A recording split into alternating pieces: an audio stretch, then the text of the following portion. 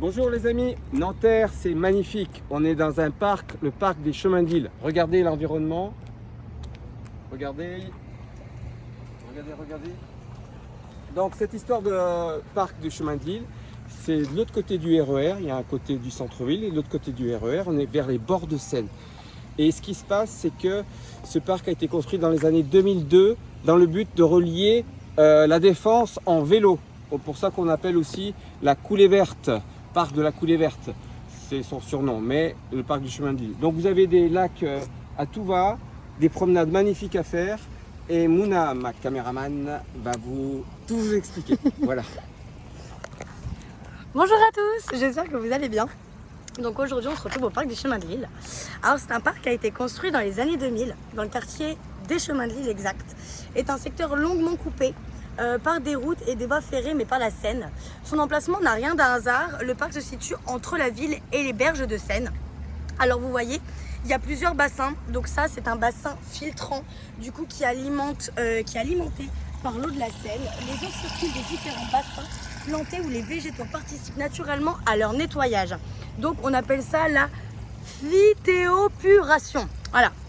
Autrement dit, le parc n'est pas simplement décoratif, il fonctionne aussi comme un espace vivant, capable de montrer que la nature peut aider à traiter l'eau. Le passage a été pensé pour plusieurs mélanges d'ambiance, c'est-à-dire de la pelouse verte, des chemins sauvages, que dire de plus? On peut y marcher, faire du sport, pique-niquer, voilà, on peut vraiment y avoir quelque chose d'ambiant.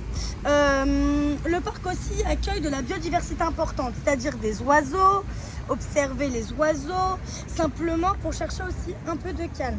Le parc, vers l'arrivée de la coulée verte, le parc s'est agrandi et a pour mieux relier le quartier avec République. À l'arrivée de la coulée verte, aujourd'hui le parc des Chemins de l'Île fait partie des plus grands espaces de Nanterre. Il montre aussi la manière d'aménager la ville, moins minérale, plus écologique, plus ouverte aux habitants et à la biodiversité. Alors la prochaine fois que vous traversez le parc, n'y voyez pas simplement un espace vert, mais imaginez les anciens secteurs fragmentés par les routes, les activités industrielles transformées par le parc vivant.